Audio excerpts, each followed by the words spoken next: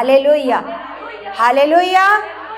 तो कलीसिया, आज जो हम वचन सीखने जा रहे हैं अपने परमेश्वर से, तो उसका टॉपिक ये है कि विश्राम पाने का प्रयास करो ताकि कोई भी ना गिरे। हालेलुया। कि क्या पाने का प्रयास करो? विश्राम किसको कहते हैं? है ना? अगर मैं आपसे पूछूं कि विश्राम किसको कहते हैं, तो आप बोलोगे रेस्ट करने को, सोने को, है ना? काम रोक करके थोड़ा सा बैठने को, काम को बंद करना, इसको क्या कहते हैं? इसको कहते हैं विश्राम, है ना? लेकिन अगर अगर आप किसी से भी पूछो तो लोग यही कहेंगे, यही बोलेंगे कि विश्राम किसको कहते हैं?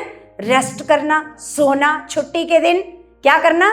सोना। पूरा हफ्ता काम किया है, अब एक दिन क्या करना, है ना? क्या करना? रेस्ट करना, सोना, है ना? अगर आप किसी से भी पूछो कि विश्राम किसको कहते हैं, तो वो बोलेंगे काम से थोड़ा सा रेस्ट देना, काम को थोड़ा सा बंद करना और थोड़ा आराम करना, इसको क्या बोलते हैं? विश्राम, है ना?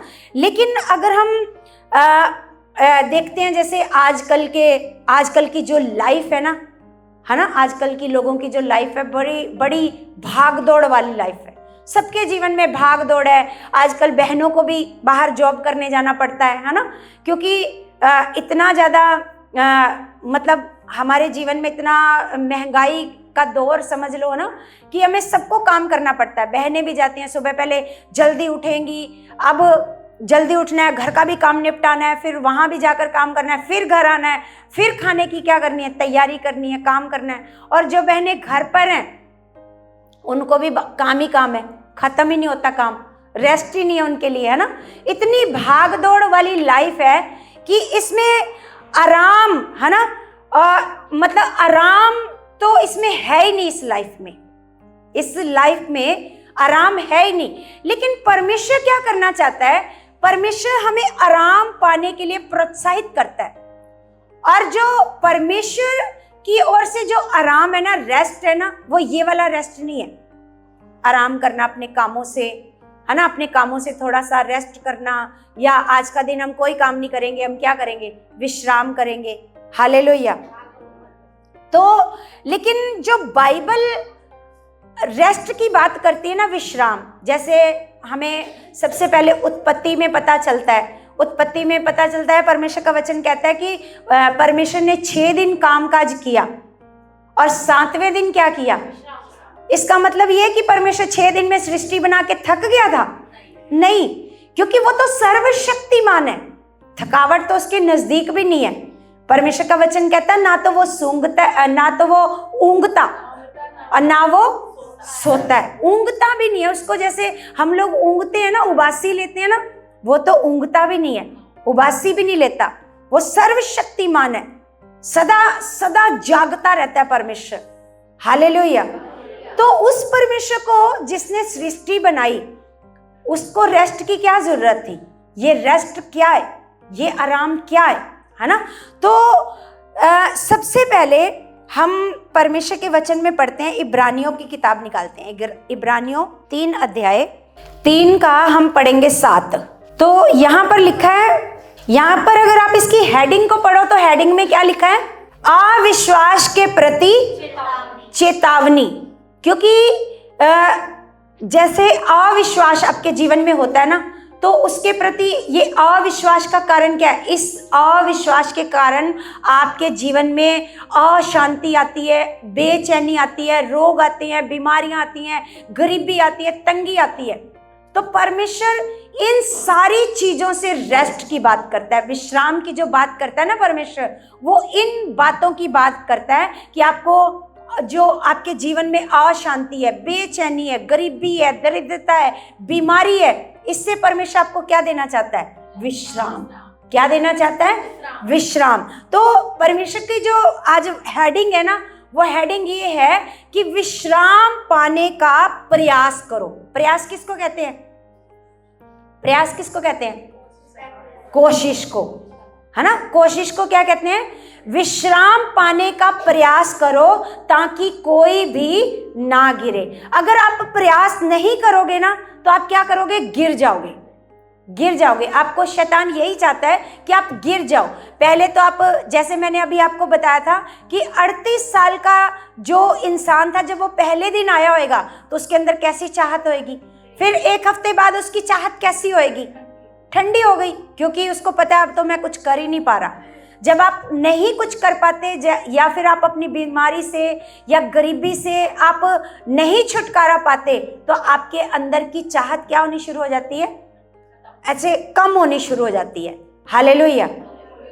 तो यहां पर लिखा, अतः जैसा पवित्र आत्मा कहता है, यदि आज तुम उसका शब्द सुनो, है ना। पवित्र आत्मा क्या कहता है कि यदि तुम आज उसका शब्द सुनो तो अपने मन को कठोर ना करो, अपने मन को कठोर ना करो। लिखा, जैसा कि क्रोध दिलाने के समय और परीक्षा के दिन जंगल में किया गया था। हालेलुया, है ना। क्रोध दिलाने के समय और परीक्षा के दिन जंगल में किया गया था, क्योंकि उस समय परमेश्वर इजरायलियों को सिखा रहा था, समझा रहा था कि पराये देवताओं के पीछे नहीं जाना है, ये सारे गलत कामों को आपको नहीं करना है, आपको मन में नहीं कुड़कुड़ाना है। लेकिन वो क्या कर रहे हैं, वो लगातार वही काम कर रहे हैं जिनसे परमेश्वर उनको क्या कर रहा है, मना कर रहा है ना।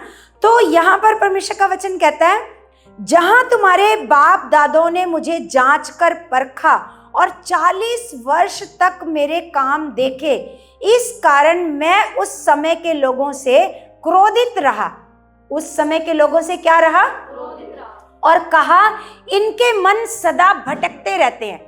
इनके मन क्या रहते हैं, क्योंकि आजकल भाग दौड़ के जीवन में ना हमारे मन भी ऐसे ही हो चुके हैं। जब हम थक हार कर प्रार्थना में बैठते हैं तो प्रार्थना में हमारा मन ही नहीं लगता।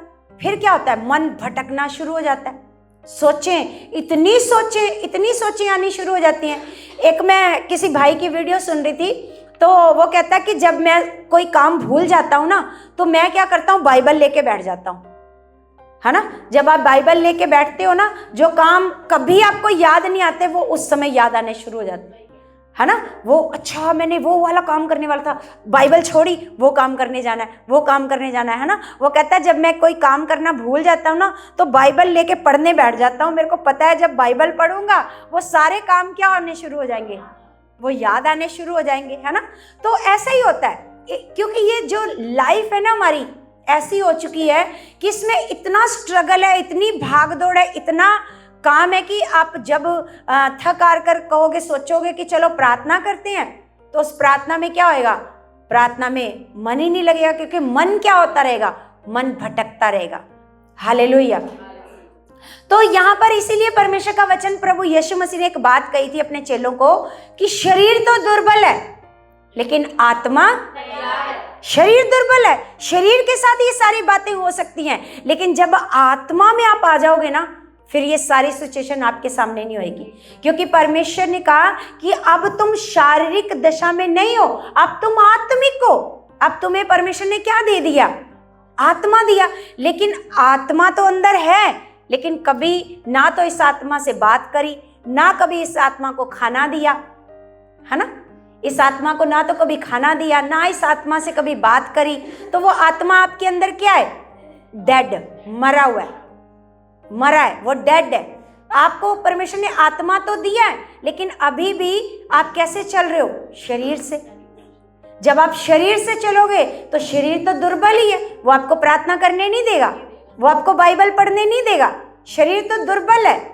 इसलिए परमेश्वर ने आपको, इसीलिए आपको पवित्र आत्मा दिया था कि आज से जब आपके पास पवित्र आत्मा आपको दिया है, परमेश्वर का वचन कहता है जब तुम पवित्र आत्मा के द्वारा जीवित हो तो पवित्र आत्मा के अनुसार चलो भी।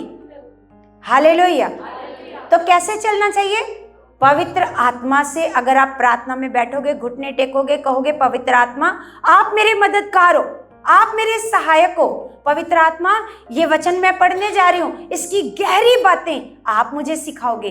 पवित्र आत्मा मैं प्रार्थना करने जा रही हूँ, प्रार्थना करने की ताकत, समझ, बुद्धि, बल मुझे कौन देगा, आप ही दोगे। जब हम ऐसे प्रार्थना में बैठेंगे अपना मन लगाकर, तो फिर क्या होगा, फिर पवित्र आत्मा हमारी मदद करेगा। हालेलुया। तो यहाँ पर लिखा इनके मन सदा क्या रहते हैं, भटकते रहते हैं और इन्होंने मेरे मार्गों को नहीं पहचाना। इन्होंने मेरे मार्गों को लिखा, तब मैंने क्रोध में आकर शपथ खाई, वे मेरे विश्राम में प्रवेश ना करने पाएंगे। क्या शपथ खाई? कि वे मेरे विश्राम में प्रवेश करने ना पाएंगे। ये परमेश्वर ने उन लोगों के लिए शपथ खाई, इजराइलियों के लिए, है ना। तो हमें चेक करना है, क्या आज हमें भी कोई इजराइली जीवित है?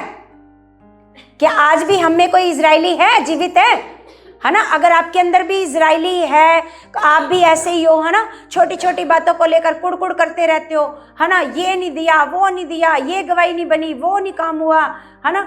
या कुछ भी और सारी बातें, मैं चंगी नहीं हो रही, मैं कुछ भी नहीं हो रहा, मेरा काम नहीं हो रहा, है ना।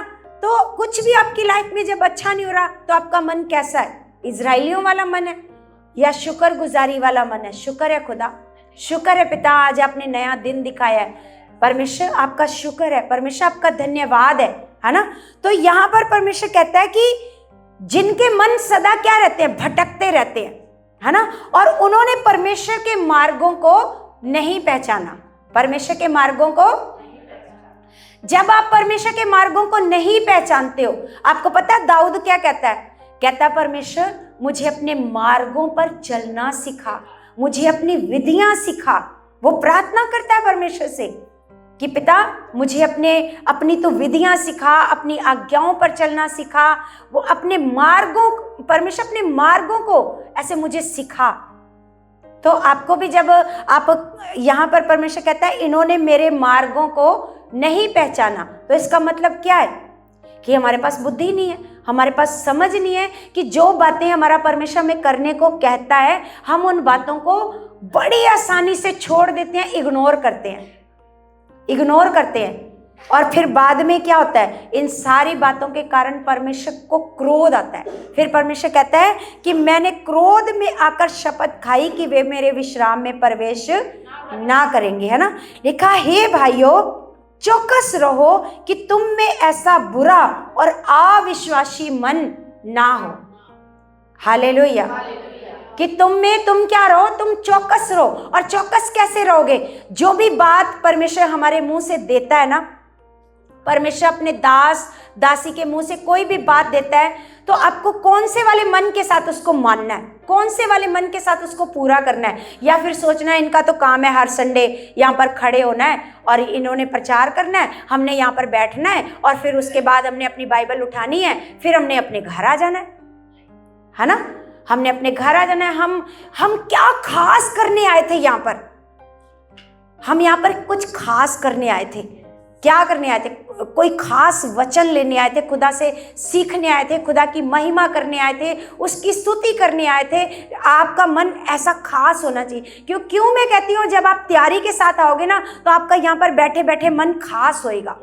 आप बोलोगे यस पिता, आज आप मुझे कुछ खास सिखाओगे, आज आप मुझे बड़ा सिखाओगे पिता, और जो आप मुझे सिखाओगे ना परमेश्वर जी, मैं उन बातों को पूरा करूंगी, मैं उन बातों को पूरा करूंगा। जब आप ऐसे तैयारी वाले मन के साथ आओगे, यहाँ बैठे बैठे भी आप कहोगे कि जैसे मान लो कोई भी वचन आपके लिए आता है, कोई भी वचन आता है आपको, कैसे जैसे लाइव प्रेयर में, है ना, लोग सोचते हैं हमसे तो उठा नहीं जाता, ठंड बड़ी है। ठंड तो सबके लिए है, क्या एक बंदे के लिए ठंड है? बोलो, सबके लिए ठंड है ना। तो अब ठंड है, हम उठ नहीं पाते, हम बाद में जुड़ जाते हैं या हम लेट जुड़ जाते हैं। ऐसा क्यों है? ऐसा क्यों है? क्योंकि परमेश्वर का वचन कहता है मन के हारे हार है और मन के जीते। जब आप अपने मन को जीत लेते हो, क्योंकि परमेश्वर का वचन कहता है कि अपने मन को जीतना नगर को जीत लेने के, हाँ, नगर को, जैसे अपने एक बंदे ने नगर को जीता है लेकिन उसने अपने मन को नहीं जीता, वो जीत उसकी व्यर्थ है ना। तो ऐसे परमेश्वर का वचन कहता है मन को जीतना। आपका मन कहेगा ठंड बहुत है, रहने दे, सो जा, कोई नहीं, तो 7 बजे उठती है ना, 7 बजे लगा लियो प्रार्थना। नहीं, तो ये आज्ञा मानना थोड़ी होता है। बोलो, इसको आज्ञा मानना नहीं कहते, इसको कहते हैं अनाज्ञाकारिता। इसको कहते हैं आप अपनी मर्जी से चलना, कि नहीं मेरे से नहीं हो पाएगा, मेरे से नहीं उठा जाएगा। क्यों नहीं उठा जाएगा? पौलुस कहता है जो मुझे सामर्थ देता है। इधर देखो, इधर इधर इधर वचन इधर चल रहा है, हाँ, आप इधर देखो, छोड़ दो, परमेश्वर खुद ही उसको चंगा करेगा, है ना।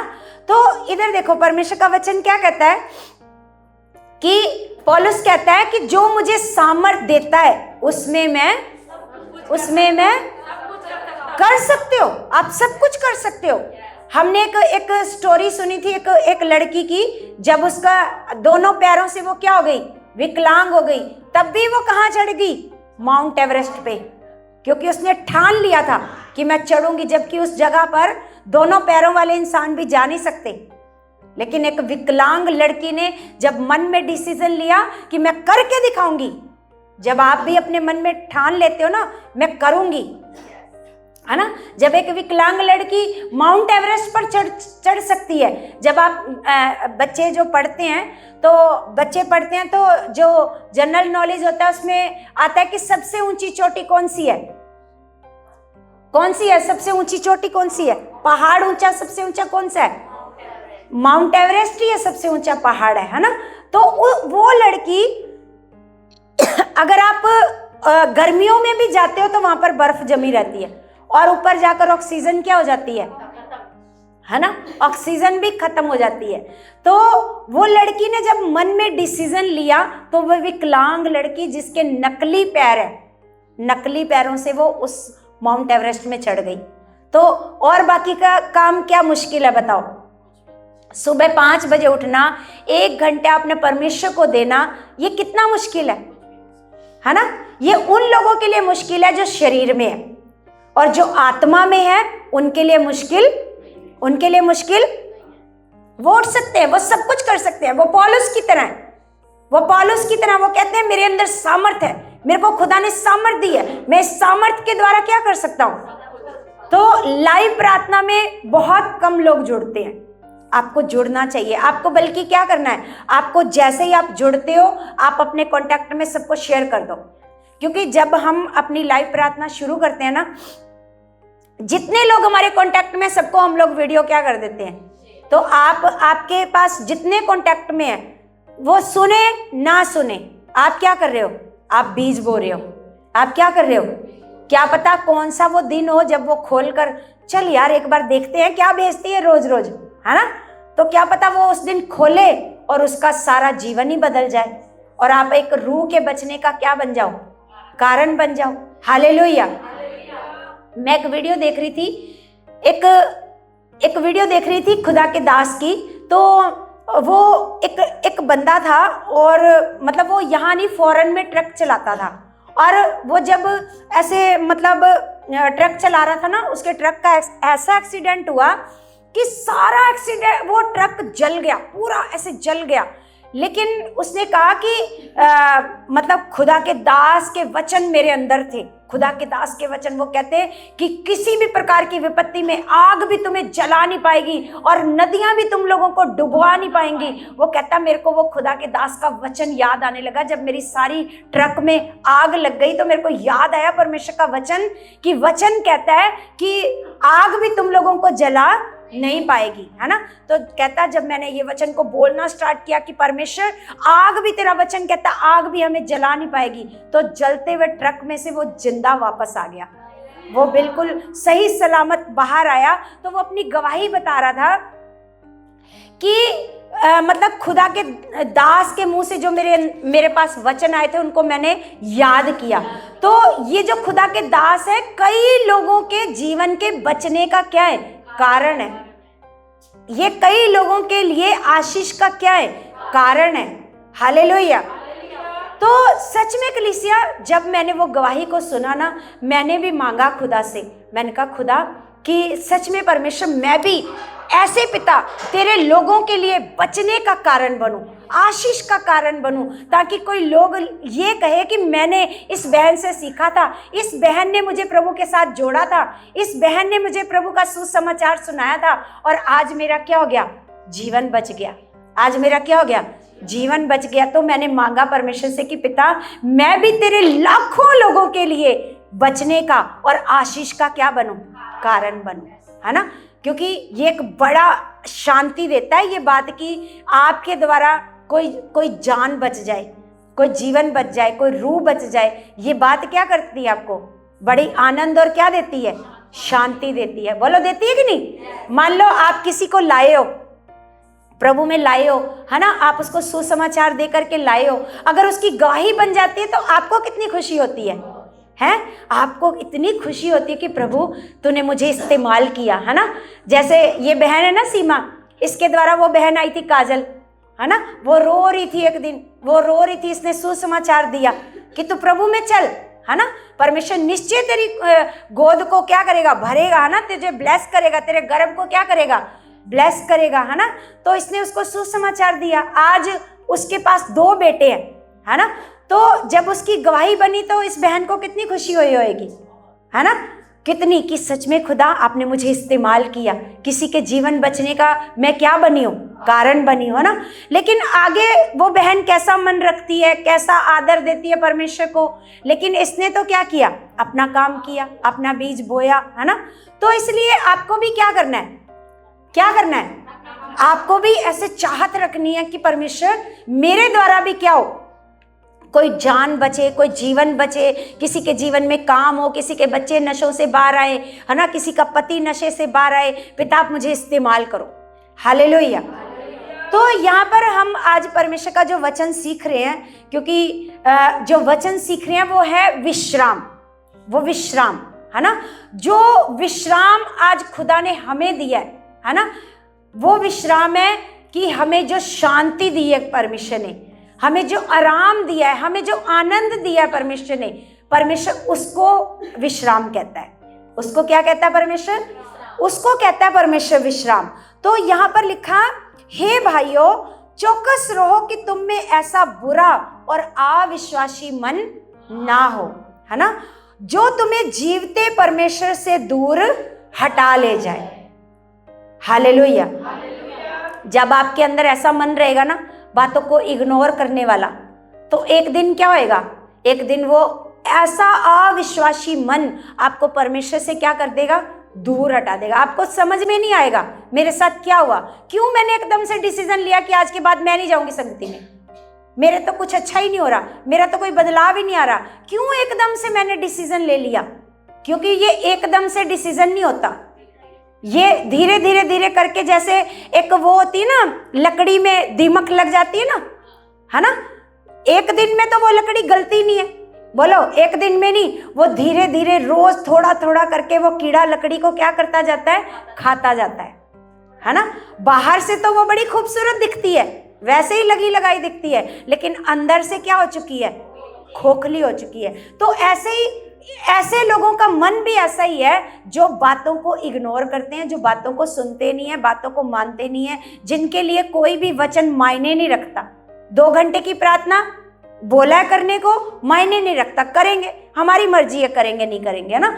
तो आप बाहर से तो विश्वासी दिख रहे हो, अंदर से आप खोखले हो, आपके अंदर कोई विश्वास नहीं है। आप बाहर से तो कह रहे हो हाँ हम विश्वास करते हैं, देखो प्रभु ने ये करा वो करा, आप लोगों को ऐसे ही बताते रहोगे, अपने मन को परचाने के लिए गवाहियां बताते रहोगे, लेकिन आपको पता होगा कि मेरी कोई ठोस गवाही नहीं है, मेरी कोई बड़ी गवाही नहीं है ना। क्यों? क्योंकि मैंने क्या किया, देखो यहाँ पर क्या किया है कि यहाँ पर परमेश्वर का वचन हमें बता रहा है, इब्रानियों की जो पुस्तक है, ये इब्रानियों की पुस्तक हम लोगों को चौकस कर रही है कि हे भाइयों कि तुम चौकस रहो कि तुम में ऐसा बुरा और अविश्वासी मन ना हो कि जो तुम्हें जीवते परमेश्वर से दूर हटा ले जाए। हालेलुया। मैंने आपको एक बात बताई थी कल की वीडियो में, मैंने कहा अगर आप एक व्यक्ति अपना बड़ा घर, अपनी गाड़ी, अपना बिजनेस आपके नाम पर कर दे, तो आप कैसे उसके प्रति अपना मन रखोगे, कैसे उसकी बात को सुनोगे, कैसे उसकी बात को मानोगे? बोलो मानोगे कि नहीं, है ना। क्योंकि आपका बड़ा, मान लो ये बड़ा घर है, आपके नाम पर कर दिया, आपके पास घर नहीं था, आपको घर दे दिया, है ना। अब वो बंदा आपको जो बात कहेगा आप मानोगे कि नहीं मानोगे? बोलो मानोगे। तो जो सर्वशक्तिमान परमेश्वर है, क्योंकि ये घर तो नष्ट हो जाना है, खत्म हो जाएगा, लेकिन जिस परमेश्वर ने आपको उस जगह का वारिस बनाया है, वो कहता है मैंने तुम्हें अपनी जगह में क्या किया है, प्रवेश, स्वर्ग राज्य में क्या किया है, प्रवेश कराया। तो आप उसकी बात को कैसे लोगे, कैसे मानोगे? है ना, क्योंकि वहां तो लिखा है, हम एक सॉन्ग गाते हैं, वहां तो ना धूप है, ना भूख है, ना रोना है, ना कोई क्लेश है, वहां पर कुछ नहीं है। वहां पर क्या है? आनंद है, वहां पर खुशी है। अगर कोई आपको ऐसी जगह पर ले जाता है तो आप उसके प्रति आपका मन कैसा होना चाहिए? बोलो, नॉर्मल मन होना चाहिए, है खास मन होना चाहिए। यस, मेरा परमेश्वर क्या चाहता है मुझसे, मेरे पिता की क्या इच्छा है, मैं 2026 में डिसीजन लेती हूँ, मैं वही करूंगी जो मेरा परमेश्वर चाहता है, मैं वही काम करूंगी, मैं वो काम कभी नहीं करूंगी जो मेरे परमेश्वर को क्रोध दिलाए। हालेलुया।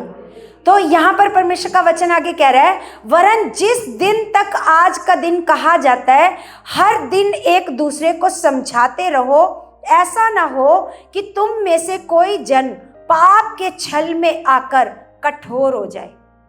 एक दूसरे को क्या करते रहो? समझाते रहो कि तुम में से कोई जन पाप के छल में आकर क्या हो जाए? कठोर। क्योंकि शैतान लिखा है हर समय ताक में रहता है। बाइबल में क्या लिखा है? वो हर समय क्या करता है? ताक में रहता है कि किसको फाड़ खाए। हालेलुया। तो यहाँ पर भी ऐसे ही परमेश्वर का वचन लिखा है कि एक दूसरे को क्या करते रहो? समझाते रहो, है ना। ऐसा ना हो कि तुम में से कोई जन पाप के छल में आकर कठोर हो जाए, क्योंकि हम मसीह के भागीदार हुए हैं। क्या हुए हैं? जहां पर मसीह है विद्यमान, वहां पर हम भी हैं। मसीह के क्या हुए हैं? भागीदार। वो जगह मसीह की थी, वो स्वर्गीय स्थान परमेश्वर का था, मसीह का था, लेकिन वहां पर हमें भी क्या बना दिया गया? क्या बना दिया गया? भागीदार बना दिया गया। लिखा, क्योंकि हम मसीह के भागीदार हुए हैं, यदि हम अपने प्रथम भरोसे पर अंत तक दृढ़ता से स्थिर रहें। है ना, यहाँ पर क्या है? प्रथम। जब आप पहले दिन परमेश्वर का वचन सुनते हो तो कैसा विश्वास होता है आपके अंदर? यहाँ पर लिखा है प्रथम भरोसे पर अंत तक दृढ़ता से स्थिर रहें। अंत तक दृढ़ता से आपके अंदर वही वाला मन, वही चाहत आपके अंदर होनी चाहिए। आपके अंदर चाहत की कमी नहीं होनी चाहिए। तो लिखा है, जैसा कहा जाता है, यदि आज तुम उसका शब्द सुनो तो अपने मनों को कठोर ना करो, जैसा कि क्रोध दिलाने के समय किया गया था। भला किन लोगों ने सुनकर भी क्रोध दिलाया? क्या उन सब ने नहीं जो मूसा के द्वारा मिस्र से निकले थे? है ना, लिखा, और वह 40 वर्ष तक किन लोगों से क्रोधित रहा? क्या उन्हीं लोगों से नहीं जिनको बचा कर लाया था? जिनको बचा कर लाया था उन्हीं से क्रोधित नहीं रहा, है ना। तो आगे लिखा, क्या उन्हीं से नहीं जिन्होंने पाप किया? उन्हीं से क्या रहा? वो क्रोधित रहा जिन्होंने क्या किया? पाप किया। और उनके शव जंगल में पड़े रहे। उनके शव जंगल में पड़े रहे। और उसने किनसे शपथ खाई कि तुम मेरे विश्राम में प्रवेश ना करने पाओगे? उन्हीं लोगों से जिनको वो बचा कर लाया। आज उसने हमें भी बचा कर लाया। हमें भी क्या किया? जैसे इजरायलियों को वो बचा कर लाया, लेकिन फिर भी वो क्या हो गए? नाश। ऐसा नहीं हमने प्रभु को ग्रहण कर लिया तो अब सब कुछ क्या है हमारी लाइफ में? अब तो पक्का, अब तो चाहे पाप करो, चाहे बात मानो, चाहे ना मानो, अब तो स्वर्ग जाना क्या हो चुका? पक्का है, अब तो पक्का स्वर्ग में जाना है ना। तो ये परमेश्वर का वचन कहता है, उनको भी परमेश्वर बचा कर लाया था, उनको भी छुड़ा कर लाया था, लेकिन उनके शव जंगल में पड़े रहे। हालेलुया। लिखा, अतः हम देखते हैं कि वे अविश्वास के कारण प्रवेश ना कर सके। यहाँ पर आधा हमने छोड़ दिया। लिखा, और उसने किनसे शपथ खाई कि तुम मेरे विश्राम में प्रवेश करने ना पाओगे? क्या केवल उनसे नहीं जिन्होंने आज्ञा ना मानी? जिन्होंने आज्ञा, केवल उनसे नहीं, उनको ही बोला ना, जिन्होंने आज्ञा नहीं मानी वो ही परमेश्वर के विश्राम में प्रवेश ना करने पाए, है ना। अब परमेश्वर किस चीज को विश्राम कहता है? परमेश्वर विश्राम कहता है आनंद को, शांति को, बरकत को, अच्छी सेहत को। परमेश्वर क्या कहता है? विश्राम। क्या कहता है परमेश्वर? और परमेश्वर कहता है जो मेरी आज्ञा नहीं मानेगा वो मेरे विश्राम में प्रवेश। आज हम हील नहीं हो रहे, आज हमारे घर में कुछ अच्छा नहीं हो रहा, क्लेश नहीं जा रहा, आज मेरा पति नहीं बदल रहा, आज मेरे बच्चे नहीं बदल रहे, कुछ भी अच्छा नहीं हो रहा, तो हमें क्या करना है? चेक करना है। चेक करना है कि परमेश्वर किन लोगों के साथ क्रोधित रहता है और किन लोगों को वो अपने विश्राम में प्रवेश नहीं करवाता। केवल वही लोग जो आज्ञा को नहीं मानते, जो आज्ञा को नहीं मानते।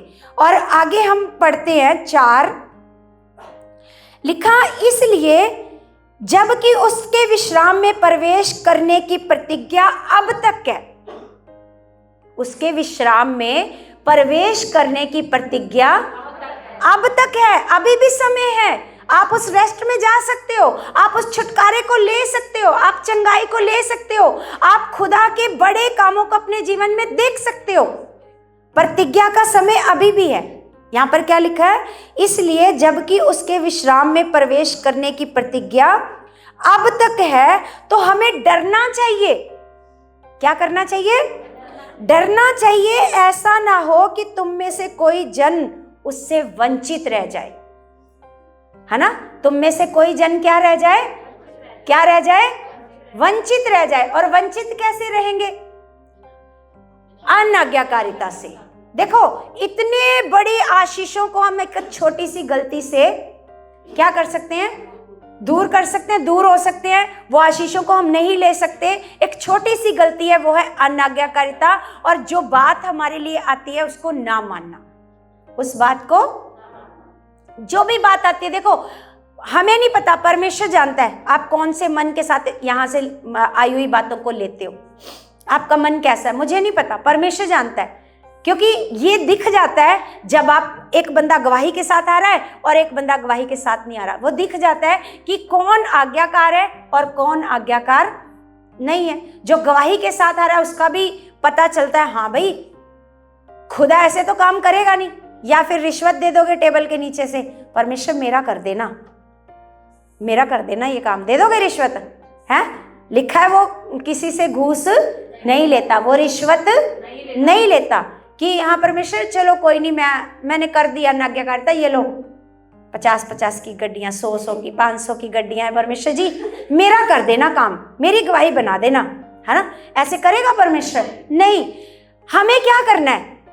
जो भी खुदा वचन देता है ना, चाहे आप वचन पढ़ते हो, ये वचन पढ़ते हो, है ना, यहां से जो वचन आता है हम देखते हैं वचन क्यों खुदा ने हम लोगों को कहा है पढ़ने को। जब आप वचन पढ़ते हो तो वचनों से आपको पता चलता है ये जो लोग ब्लेस हुए ये कैसे ब्लेस हुए। जैसे रूथ ब्लेस हुई, एस्तर ब्लेस हुई। एस्तर एक नॉर्मल सी लड़की जिसको कोई नहीं पूछता, माता पिता भी नहीं है उसके, रानी बन जाती है। क्या बन जाती है वो? कैसे बन जाती है? आज्ञाकारिता से, वचन पूरा करने से। रूथ उस जगह को हासिल कर लेती है जिसको उसने सोचा भी नहीं था। हालेलुया। यीशु मसीह की वो परदादी बन जाती है। हालेलुया। सोच के देखो, राहाब वेश्या, सोच के देखो, ये यीशु के वंश में वो शामिल हो जाती है। कैसे? हम चाहे कितने भी बुरे हैं, कितने भी गलत हैं, लेकिन एक बात अगर आपने डिसीजन ली कि खुदा मुझे आज से तेरा वचन पूरा, मुझे आज्ञाकारिता में चलना है, मुझे हर बात को मानना है, जो भी वचन आए, चाहे वो कोई भी वचन आए, बाइबल पढ़ने का वचन आए, आपको 1 घंटा रोज बाइबल पढ़नी है, आपको शनिवार के दिन तो 2 घंटे प्रार्थना करनी है, चाहे बाकी दिन आप 1 घंटा करते हो, आधा घंटा करते हो, 10 मिनट करते हो, 15 मिनट करते हो, लेकिन जो शनिवार का दिन है आपको इस दिन 2 घंटे प्रार्थना करनी है। ये वचन है आपके लिए, ये आज्ञा है आपके लिए। आप इस आज्ञा को कैसे वाले मन के साथ लेते हो, है ना? अगर आप अच्छे मन से लेते हो, नहीं मुझे करना है, मुझे करना है ना? अगर दिन में समय नहीं मिला है तो मुझे इस आज्ञा को पूरा करना है, अगर आप मानते हो इस बात को, तो परमेश्वर का वचन आपको क्या कहता है? अभी भी समय है उस विश्राम में प्रवेश करने का। हालेलुया। तो लिखा, क्योंकि हमें उन्हीं की तरह सुसमाचार सुनाया गया है, उन्हीं की तरह सुसमाचार सुनाया गया है, पर सुने हुए वचन से उन्हें कुछ लाभ ना हुआ। सुने हुए वचन से उन्हें कुछ लाभ क्यों नहीं हुआ? माना नहीं, है ना?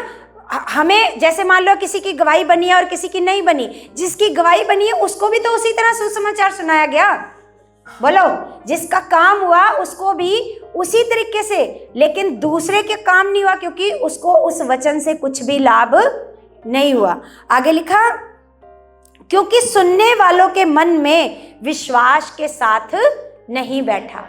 सुनने वालों के मन में विश्वास के साथ नहीं बैठा। लिखा, परंतु हम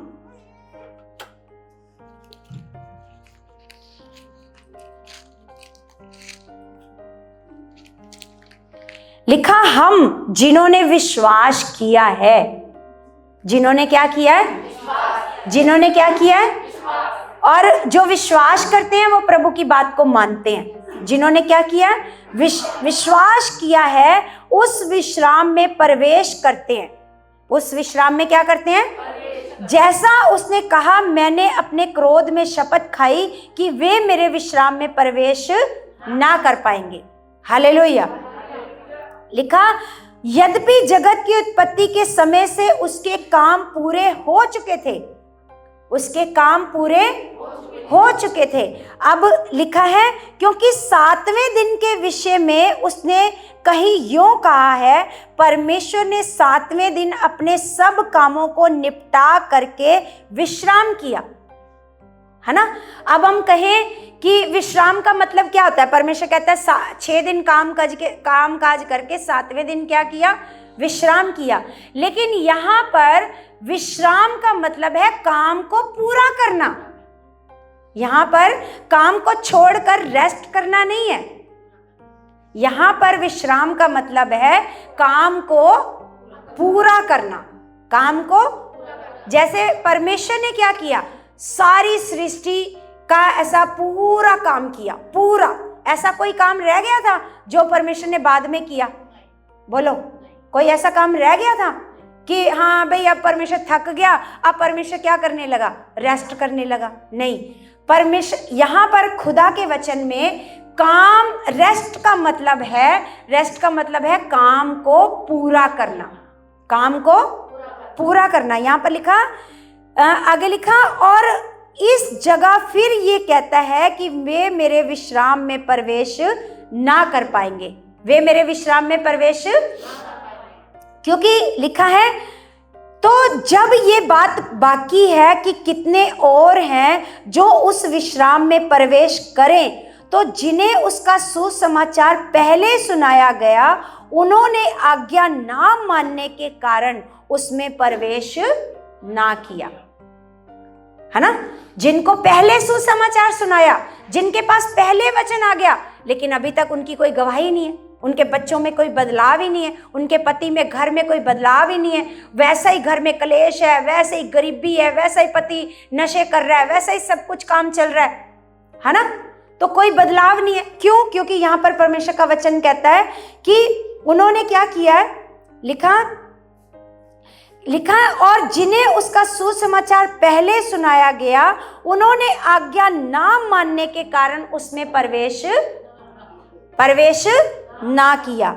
लिखा, इसलिए वह किसी विशेष दिन को ठहराकर इतने दिन के बाद दाऊद की पुस्तक में उसे आज का दिन कहता है, जैसे पहले कहा गया। आपको पता है ये वचन कहाँ लिखा है? ये भजन संहिता में लिखा है। ये भजन संहिता में लिखा है। दाऊद कहता है कि जैसा तुम्हारे बाप दादाओं ने उस समय मन कठोर किया और परमेश्वर की आज्ञा को नहीं माना, ऐसे ही तुम अपने मन को आज कठोर मत करो। हालेलुया। तुम अपने मनों को कठोर मत करो। तो यहाँ पर लिखा, आगे लिखा, क्योंकि यदि यहोशू उन्हें विश्राम में प्रवेश करा लेता, तो उसके बाद दूसरे दिन की चर्चा ना होती। दूसरे दिन की चर्चा ना होती। इसका मतलब जो लोग प्रवेश कर गए, उसके बाद जो बाकी रह गए, उनके लिए विश्राम की कोई भी चर्चा होनी नहीं थी, क्योंकि अब तो वो पहुंच गए विश्राम में। लेकिन अभी ये बात चल रही है। अभी इसका मतलब ये समय है कि हम उस विश्राम में प्रवेश कर सकते हैं, उस रेस्ट में, उस आनंद में, उस शांति में, उस बरकत में हम लोग प्रवेश कर सकते हैं, उस छुटकारे को हम ले सकते हैं। हालेलुया। लिखा, अतः जान लो कि परमेश्वर के लोगों के लिए शब्द का विश्राम बाकी है। परमेश्वर के लोगों के लिए शब्द का विश्राम बाकी है। आपको पता है उस समय जब निर्गमन में ये शब्द का दिन आया था, ये विश्राम का दिन आया था कि तुमने विश्राम दिन को पवित्र मानना है, तो वो जो एक नियम था, एक आज्ञा थी, वो ये वाला रेस्ट नहीं था जो यहाँ इब्रानियों की पुस्तक में लिखा है। वो अपने कामों से ही रेस्ट था। वो क्या था? वो अपने कामों से ही रेस्ट था। लेकिन यहाँ जो विश्राम है वो अलग तरीके का विश्राम है। हालेलुया। ये विश्राम अलग है। अगर आप निर्गमन 20 अध्याय में पढ़ते हो तो वहां पर बताया गया कि किस प्रकार आपने विश्राम दिन को क्या मानना है? पवित्र मानना है। क्या मानना है? पवित्र मानना है। लिखा है तो 6 दिन, तो इस दिन को पवित्र मानना और 6 दिन अपना कामकाज करना और 7वें दिन क्या करना? विश्राम।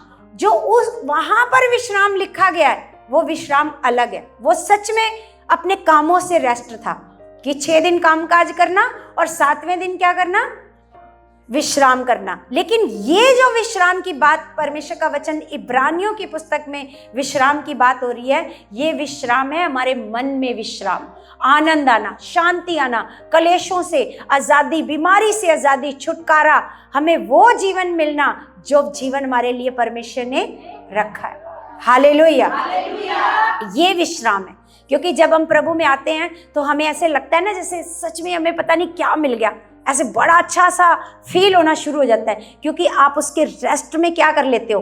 प्रवेश करते हो। आपकी बॉडी हील होनी शुरू हो जाती है, बीमारियां जानी शुरू हो जाती हैं, आपको एक आनंद सा आना शुरू हो जाता है। हर चिंता सी ऐसे लगता है, चिंता वाला सारा बोझ, वो पहाड़, वो सारा क्या हो गया? दूर हो गया। क्योंकि जब मैं प्रभु में आई ना, जब मैं प्रभु में नहीं आई थी तो मैं बड़ी चिंता करती थी, बहुत चिंता, क्योंकि गरीबी बड़ी थी। तो मेरी एक चाहत थी कि मेरे बच्चे अच्छी पढ़ाई करें, बड़े ऐसे अच्छी पढ़ाई करें, अच्छे कोर्स करें। तो मेरी एक बड़ी चाहत थी, क्योंकि मैंने बताया ना मैं डॉक्टर बनना चाहती थी, लेकिन हालातों के कारण मैं बन नहीं पाई, है ना। लेकिन मेरे मन में एक चाहत थी कि जो मैं नहीं कर पाई ना वो मेरे बच्चे करें।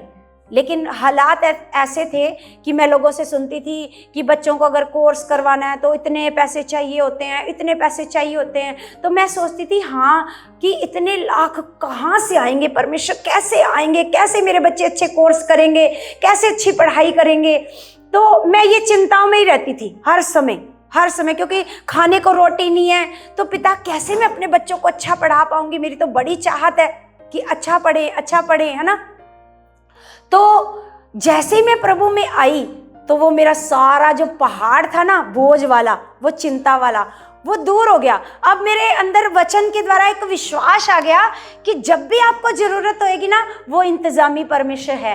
अब एक विश्वास आ गया कि अब मैं अकेली नहीं हूं, मेरा परमेश्वर है। जब मेरे बच्चे अच्छे कोर्स करने जाएंगे ना वो इंतजाम कर देगा, है ना। जब सुनैना ने कोर्स करा सीए का तो कितने पैसे लगे? लाखों, 4-5 लाख रुपए लगे। हमारे पास तो पैसे नहीं है ना। जिस दिन ये कोर्स का पता करके आई तो ये आके रोने लगी। वहां पर बड़ी बड़ी फीसें बता दी, इतनी फीसें, कैसे कोर्स करेंगे, कैसे होएगा, मैं तो सीए बनना चाहती हूँ, है ना। मैंने कहा कोई नहीं। मेरे को तो शुरू से उस दिन से विश्वास आ गया था, जिस दिन मैंने क्या सुना? वचन। उस दिन से मैंने चिंता करना छोड़ दिया। मैंने कहा मेरा खुदा जिस दिन मेरे बच्चों को कोई कोर्स करना होएगा ना, मेरा पिता है, वो इंतजाम करेगा, वो करेगा। ऐसा मन में ऐसे आ गया, चाहत आ गई, विश्वास आ गया कि वो खुदा है। तो सच में उसने करा, उसने इंतजाम किया। उसने हमारे लिए लाख ऐसे थे, मतलब 1 लाख भी क्या, हमारे लिए 1000 भी उस टाइम ऐसे थे जैसे पता नहीं कोई हमसे 1000 रुपये भी मांग लेता था, हमसे लाखों ही मांग लिए उसने, है ना। ऐसा था। राशन भरवाने को पैसे नहीं है, मतलब कुछ भी पैसे नहीं है। जबकि मैं दिन रात सिलाई का काम करती हूँ, उसमें कुछ भी पैसे बचते नहीं है, सारा घर में लग जाते हैं ना। तो कहाँ से हम जमा करेंगे, कहाँ से कोर्स करवाएंगे। लेकिन खुदा ने अपना वादा पूरा किया। जो हम अपने खुदा पर भरोसा करते हैं ना वो अपने रेस्ट में ले जाता है हमें। वो कहाँ ले जाता है? ये होती है रेस्ट। वो अपना काम पूरा कर देता है। ऐसा नहीं काम छोड़ दो और रेस्ट करो, वो वाला रेस्ट नहीं। वो अपने रेस्ट में हम लोगों को ले जाता है। बेटी चिंता मत कर, मैं हूं ना तेरे साथ। ये वाला रेस्ट, ये विश्राम। तो इस विश्राम में प्रवेश करने का क्या करना है? प्रयास। क्या करना है? प्रयास करो कि कोई भी ना गिरे। कोई भी ना गिरे। कोई आप में से ऐसा ना हो कि उस रेस्ट में प्रवेश ना कर पाओ और फिर क्या हो जाए, गिर जाओ, विश्वास में क्या हो जाओ, गिर जाओ, है ना। तो यहाँ पर परमेश्वर का वचन आगे हम पढ़ते हैं तो लिखा है, अतः जान लो कि परमेश्वर के लोगों के लिए शब्द का विश्राम बाकी है। शब्द का विश्राम, क्योंकि जिसने उसके विश्राम में प्रवेश किया है उसने भी परमेश्वर के समान अपने कामों को पूरा करके विश्राम किया है। काम को छोड़कर विश्राम नहीं किया है, कामों को, क्योंकि लिखा है जिसने भी परमेश्वर पर क्या किया है, विश्वास। जिसने भी परमेश्वर पर क्या किया है, जिसने परमेश्वर के उसके विश्राम में प्रवेश किया है उसने भी परमेश्वर के समान अपने कामों को पूरा करके विश्राम किया। Hallelujah, hallelujah. और आगे लिखा, अतः हम उस विश्राम में प्रवेश करने का प्रयत्न करें। क्या करें, क्या करें, प्रयत्न करें। ऐसा ना हो कि कोई जन उनके समान आज्ञा ना मानकर गिर पड़े। उनके समान आज्ञा ना मानकर क्या हो जाए, गिर पड़े। तो सच में कलीसिया, हमें हमारे परमेश्वर का वचन बताता है कि आज्ञा ना मानने से, आपको नॉर्मल मन रखने से आपको चौकस रहना पड़ेगा कि क्या हो सकता है, क्या हो सकता है। आपको नॉर्मल मन नहीं रखना, एक खास मन रखना है, एक आज्ञाकारिता वाला मन। आपको यहीं से, क्योंकि कैसे आप आज्ञाकार बनोगे, यहां से जो वचन आएगा उसको बड़े मन के साथ, हाँ खुदा की दासी ने ऐसे करने को कहा है, मुझे करना है, मुझे करना है। जब आपके अंदर ऐसा मन आएगा, आप उस रेस्ट में प्रवेश करना क्या हो जाओगे, शुरू हो जाओगे। क्योंकि सारा रेस्ट कैसे खो दिया इन लोगों ने, कैसे खोया, बोलो कैसे खो दिया, अनाज्ञाकारिता से। कैसे खो दिया, अनाज्ञाकारिता से। वो सारा रेस्ट आपके जीवन से खो जाएगा। हालेलुया। इसलिए आप रोज प्रार्थना करा करो कि परमेश्वर मैं आज्ञाकार बनूं, मैं वफादार बनूं। और हमें क्या करना है, हमें लगातार, जैसे यूहन्ना की पुस्तक में परमेश्वर कहता है ना, जो डाली मुझ में बनी रहती है, जो डाली क्या रहती है, मुझ में बनी रहती है, वो बहुत फलती है। परमेश्वर का वचन कहता है तुम अकेले अपने आप से फल नहीं सकते, तुम अपने आप से नहीं फल सकते। तुम कैसे फलोगे, जब हम परमेश्वर में बने रहेंगे, जब हम परमेश्वर में बने रहेंगे, जब हम परमेश्वर के आज्ञाकार बच्चे बनेंगे, वफादार बनेंगे, तब आप अपने घरानों के बचने का कारण बनोगे। हालेलुया। आपके द्वारा आपका घराना बचेगा, आपके द्वारा आपका घराना आशीष पाएगा। वरना क्या है, अगर आपके द्वारा आपका घराना आशीष पाएगा तो आपकी अनाज्ञाकारिता के कारण वो श्राप में भी जाएगा। हालेलुया।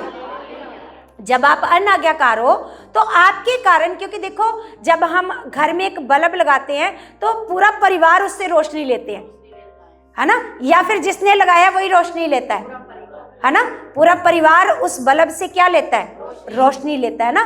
तो इसी तरह जब एक घर का एक मेंबर आज्ञाकार बनता है तो उसका फल दूसरे भी भोगते हैं, है ना। जब एक बंदा घर में अनाज्ञाकार है तो वो श्राप के नीचे है, तो दूसरे भी क्या रहेंगे, श्राप के नीचे, है ना।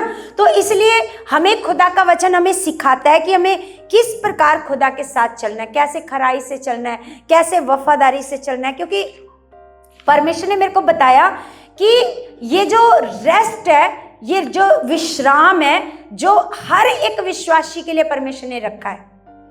Hallelujah, hallelujah. ये जो रेस्ट है ना, रेस्ट जैसे अच्छी सेहत का होना, ये भी तो एक रेस्ट है ना। बोलो, आप अपनी बॉडी में क्या पाते हो, रेस्ट पाते हो। क्योंकि अगर आप बीमारी में हो तो आप रेस्ट में हो नहीं। एक अच्छी सेहत का होना आपका रेस्ट में होना है ना। आपके घर में शांति होना, घर के मेंबर प्रेम करें, ये भी क्या है, रेस्ट है ना। आपके घर में हर एक चीज है, आपको किसी चीज की कमी नहीं है, ये भी क्या है, एक रेस्ट है ना। ये रेस्ट परमेश्वर की ओर से, खुद आपको इसी रेस्ट में रखना चाहता है, जिसके लिए उसने, जैसे वो चाहता है कि आपका घराना, आपका परिवार बदले। क्योंकि अगर आपका परिवार प्रभु में नहीं चल रहा तो आप कहीं ना कहीं बाकी सारा रेस्ट तो है, लेकिन कहीं ना कहीं आपके अंदर वो रेस्ट नहीं है ना, वो विश्राम नहीं है। लेकिन परमेश्वर का वचन कहता है जब आप खुदा के साथ आज्ञाकारिता में चलोगे, जब आप आज्ञा मानोगे, तो आप देखोगे, जैसे हमने अभी है ना शालू से गवाही को सुना कि कैसे जो उसका बच्चा, मैंने खुद देखा है इसको जिद करते हुए, कैसे रोता है तो सब घर सुनते हैं, इतना चीखता है, इतना चिल्लाता है, पता नहीं जब रोते हैं बच्चे तो कितनी जान आ जाती है इनके अंदर। ऐसे सारे मोहल्ले को पता चलता है आज इसने नहा लिया है, फिर नहाने के बाद मैंने इससे कपड़े पहनने हैं, उससे नहीं पहनने, एक जिद है, जिद। लेकिन जब हम खुदा के साथ खराई से चलते हैं ना, तो उन चीजों से भी आपको रेस्ट मिलती है। सोच के देखो, जब वो परेशानी आपके जीवन से खत्म होती है तो आपको कितनी रेस्ट फील होती है, बोलो, रेस्ट फील होती है ना। उन्हीं परेशानियों से छुटकारा पाना, जैसे मैं अपने जीवन में देखती हूँ, आपने भी देखा, मैंने भी अपने बच्चों के द्वारा बहुत सारी चीजों से क्या पाया, रेस्ट को पाया, बहुत सारी चीजों से, क्योंकि हर एक चीज में क्या था, मतलब स्ट्रगल है ना।